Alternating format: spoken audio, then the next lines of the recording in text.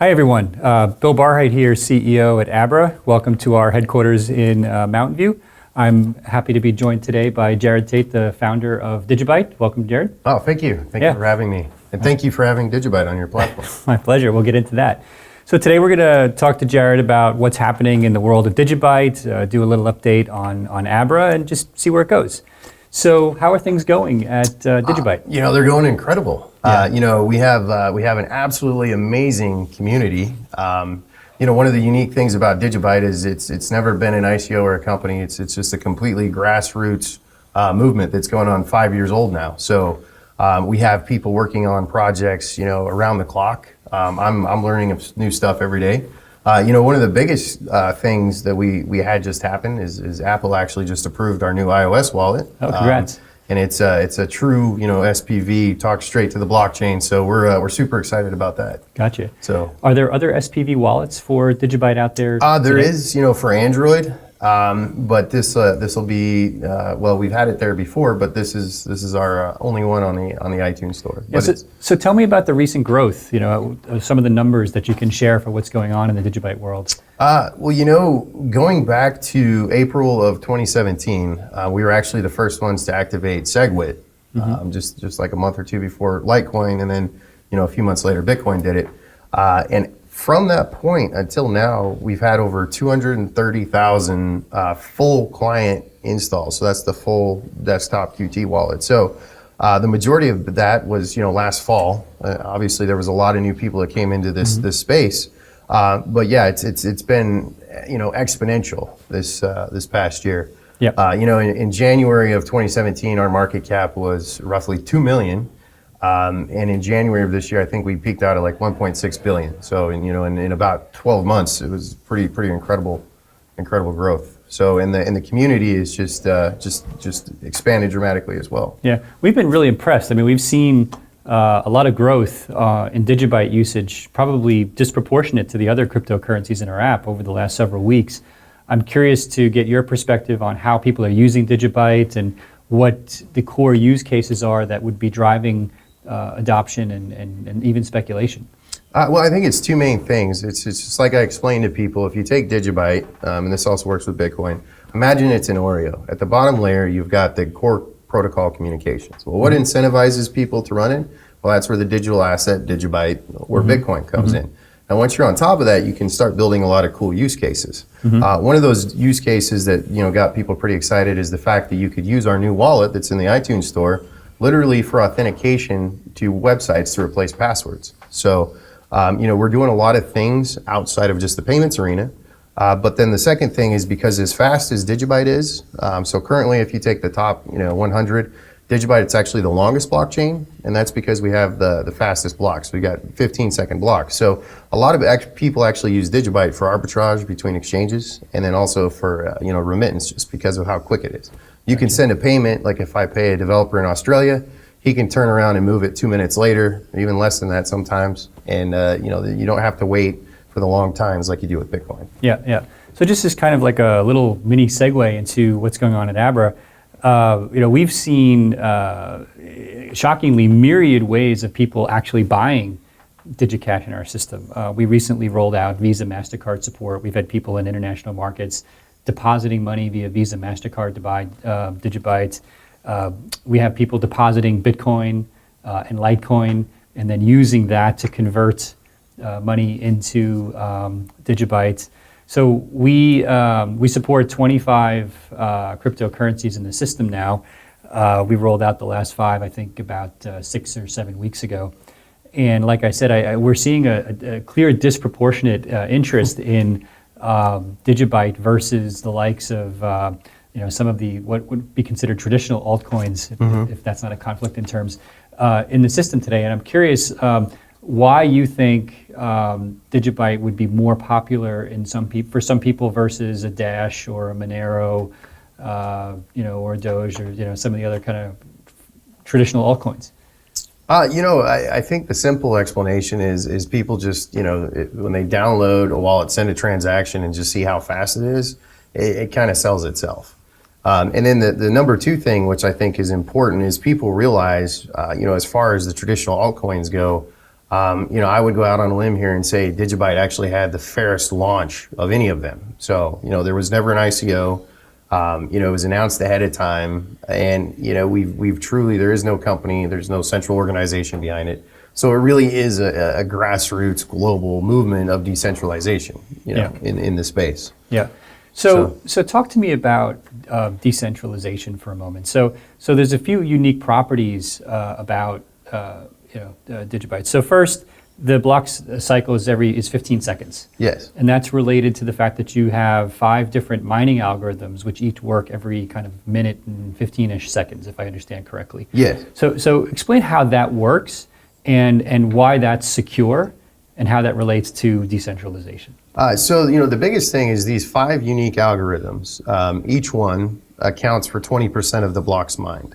And one of the interesting things about DigiByte is you could literally take all the Bitcoin mining power in the world, throw it at DigiByte, and you'd only get 20% of the blocks.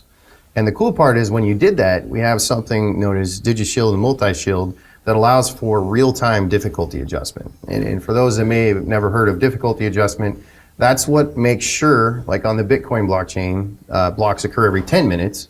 And that's, like in the case of DigiByte, every 15 seconds. And there's variations throughout blockchains. But because of our multi-algo approach and the fact that you can literally take all the ASIC Bitcoin mining power in the world and you put it on par with people that are still able to mine with GPUs and stuff on other algorithms, so the hardware arms race is somewhat mitigated. And then you combine that with the real-time adjustment. A lot of people don't realize, back in 2014, a lot of the altcoins were attacked. Dogecoin, Litecoin, etc. And so when DigiByte first launched in 2014, we had a 2-hour retarget, and we had the same difficulty adjustment that Bitcoin did. And people were able to attack our chain, so we'd have a sudden increase, like a 5 or 10-fold increase in hash rate. They would mine blocks every few seconds until the difficulty finally caught up, and then they would instantly go dump it on the exchange, and then they would leave, and all of a sudden the blocks would freeze. The blockchain would freeze. Right. And so we're like, okay, we got to come up with a solution for this. We got to make it real time. And that solution has now been implemented into everything from Bcash to Zcash, and even Ethereum pulled in, some of the stuff we pioneered. So we were talking earlier, and you had an interesting, analogy to what's happening in Bitcoin, where you mentioned that because so much mining power is based in China, for example, if there was a massive countrywide outage for power in China, that we could potentially lose 40%, 50% even of the current hash power right on Bitcoin, which if that was out of whack for, let's say, a few days with the difficulty adjustments, right, that would bring the network to its knees. Could you comment on that? Yeah. So, the first case that I saw this happening was actually with Dogecoin, the same period. Their chain back in 2014 froze for almost 2 days between blocks. And then, we worked with them to help fix it. And the same thing could happen with Bitcoin, absolutely. If you have this massive centralization at these mining farms in China, and there's a natural disaster that knocks out that area, around southern China where these miners are, it could be a big problem. In fact, if you just look at what happened during the Bitcoin Cash hard fork, I was telling people, I'm like, I don't know what everybody's waiting for. You only have 10% of the hash rate breaking off. It's going to be days and weeks, and hours between blocks, and that was the case. Didn't they end up having to do a manual adjustment at one point on Bitcoin Cash? But that wasn't even enough. Right. Because but they tried. They tried, yeah. Which they shouldn't have to do in theory, right? Yeah, in theory, but it's a bug and a vulnerability that I've been talking about for some time. Or a design flaw, I suppose you could say. Yeah. Eventually, it should stabilize if it works correctly. Right, and if the hash is consistent. So. I want to talk to you about cybersecurity. You have 2 products, Multi-Shield and DigiShield. Talk to me about what those products are, how they work, what they do, why people are using them. Well, to start off, the original vision, the DigiByte blockchain started with the news headline, target 110 million customers' data stolen. So from day one, we felt that this technology can fix 95% of the cybersecurity vulnerabilities in the internet today. And how should people really relate to that or kind of understand that? I like to bring in this analogy of DNA and nature. So if you look at your own body, you have millions of cells of DNA throughout your system, right? Well, what if all the DNA in your body was just kept in your fingertip? And you had an accident, you chopped it off, cutting up vegetables, right? It would be a problem. Well, that's how the internet works today. You have all these very centralized services where if you have a data breach or you have some problem, obviously it causes a lot of damage, and there's just a lot of vulnerabilities because when the internet was first developed, it wasn't really designed to be secure. So I like to think and explain to people blockchain technology is kind of rebuilding the internet from the ground up and mimicking what we've seen in nature for a millennia. All around you, whether it's trees, plants, the seeds, right? You have identical copies duplicated and replicated. Sure. A mushroom, millions of spores that Yep. are identical, and that's how life survives. Well, this paradigm shift that we call blockchain technology is really mimicking what's been happening in nature for a millennia, Okay. and transitioning, into the digital data world. Sure. So that's a good way for people to think about it. So make it real for a second. So let's talk about multi-shield, right? What's an example of a cybersecurity vulnerability that you're alluding to that the multi-shield technology addresses directly? So multi-shield itself actually helps secure the blockchain itself, Okay. right?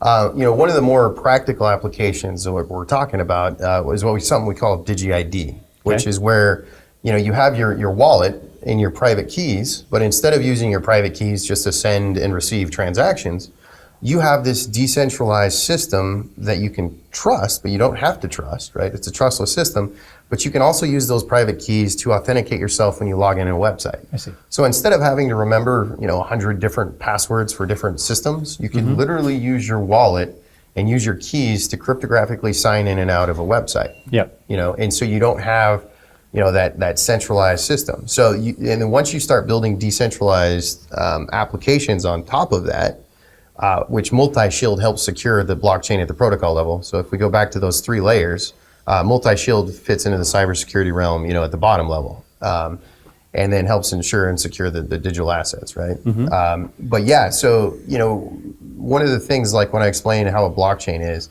it's not just one piece. There's like subsystems, and how those subsystems interact cryptographically. You can use those and kind of rework them for some very innovative things to fix, vulnerabilities in the internet. I don't know. I don't want to go into too much technical detail, but there's a lot of very innovative, cool stuff you can do. Yep. Super interesting. So tell me about the future for DigiByte. I mean, what does it look like? What's next? Where do you see it 5 years from now? Well, if you were to go back and take a timestamp, and look at the market cap list from 2014 or 2015 or 2016, you will see that there's only been a handful of projects that have continuously been there and continuously innovated, continuously progressed. So, if you look back at the last 5 years and see the things we've innovated, pioneered, we're going to continue doing that up until the year 2035 and beyond. So in 2035, the last DigiBytes are actually minted. So the idea was 21 billion in 21 years. So, we've been discussing some algorithm swaps. We've been discussing, changing to maybe a hybrid proof of work and proof of stake system. But more importantly, what we're focused on is building real world utility and applications, like what I'm working on right now with real estate, that people will use and they won't even really know that it's on the blockchain or what it is. There'll be a little powered by DigiByte logo there. But at the end of the day, it'll make their life easier and better, and they'll see this innovative technology. But it's like today when you go to a website and you see HTTP. Most people have no idea what that is. Right. But that underlying protocol layer allows for a lot of amazing things to happen on the internet that we know. Yeah, it sure does. So do you see DigiByte, or maybe you can speak for what you perceive to be the community's opinion on this? Does the DigiByte community see DigiByte as a store of value, or as a currency to be used in payments, or both? Or, there's this raging debate within the Bitcoin community, right? The 2Xers like myself lost that fight last year to say, okay, to make it a payment rail, we need to grow the block size. So right now, Bitcoin is focused on being that digital gold, and that's fine. That's what the community wants. And then Lightning is supposed to help make that transition to the payment rail. What's the analogous answer for DigiByte? Well, I would say both. Different people are using it for different things. And, I send payments to developers all the time, right? And, I'll send it and it's there in a couple minutes. And you actually reduce a lot of the volatility risk. If it's just simply a payment for something, there's the use case. And we're 40 times faster.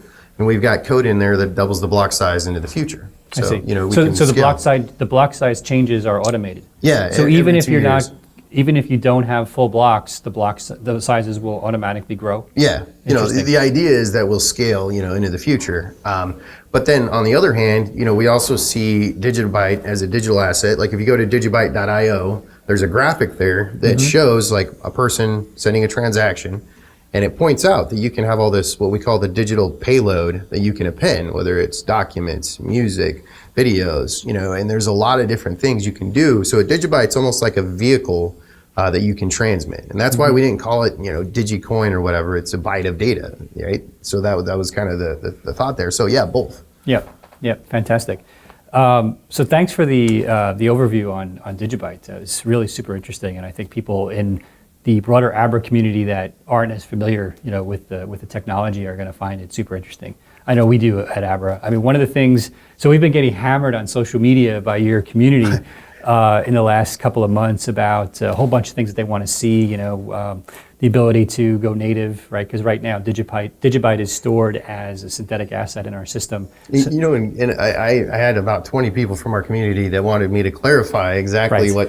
so I'd love to No hear. doubt, yeah. So we basically have a roadmap where we look at taking assets native based upon adoption and usage, and that's part of why the synthetic currency model is so powerful. We can launch everything and then backtrack and figure out what we should take native, which means that you can support deposits and withdrawals, which is obviously the request that you're getting. So that's something that we are taking to heart and looking at. We've got a really complex roadmap at Abra. I'll tell you right now, we're working on native Ether, ERC20, and a whole bunch of other stuff. We're launching, SEPA soon, and it's just, which is European deposits and withdrawals. So it's complex, but as your stuff has taken off and the community has been very consistent, it's definitely caused my product team to really notice, and it's something that we're looking hard at. So I'm sure we'll figure it out, no doubt. I just can't say when. Of course, my team would probably hit me with a hammer if I committed to a date. But it's something we definitely want to do. And we'd actually love to get your team or the community involved in that. That's something that we haven't been very good at, is opening up the platform so that the community can actually participate in development. And so that's something that we're also thinking about, which I'm sure we'll follow up on with both yourself as well as the community. But thanks again. Maybe I'll just give a quick update for everyone on what's going on in the broader Abra world. So we had a fantastic first half. Our business is probably about 4x bigger now than it was at the end of December. Even in the downturn of the kind of crypto prices coming down, our business continued to grow. We launched first the initial 20 cryptocurrencies, then we launched another 5 in May, bringing our total up to 25. So in addition to DigiByte, we're seeing really strong uptake now in the native Litecoin support that we added a few weeks ago. Now that we support Litecoin deposits, we're seeing a huge amount of influx of people depositing Litecoin in order to use the Litecoin to invest in other cryptocurrencies or hedge their Litecoin in fiat. So we're seeing a lot of people do deposits in crypto, both Bitcoin and Litecoin, in order to do short-term hedging in fiat to preserve the value in a down market, and then convert the currency, the fiat, back to crypto if they think that the market's going up again. We're seeing a lot of interest in Ripple, Monero, Doge even. I have to smile. It's always been near and dear to my heart. Of course, core Bitcoin purchases are all super interesting. We rolled out Visa, MasterCard support last week globally, and mostly for debit cards. We're already seeing a lot of uptake there. As I mentioned, I guess I should say this off the record for our online viewers, we are going to launch native Ether support soon. Don't have an exact date for you, but it's way at the top of my list, which also opens the door for native ERC20, which is, for those of you who don't know, ICO. Most ICO tokens are based upon this Ether ERC20 support. So anyway, we have, I think it's a fantastic set of features coming. And we've got some surprises too. I think I'm not going to give away now in terms of things that are going to cause people to be using the Abra app every day, even if they're not actively buying and selling crypto. So I'll leave it at that for now, except to say, we've got a fantastic 60 days ahead in terms of things we've got planned for the community. I'll stop there and say thank you everyone for watching, and best regards from the Abra team here in Mountain View, California, and hopefully see you again real soon.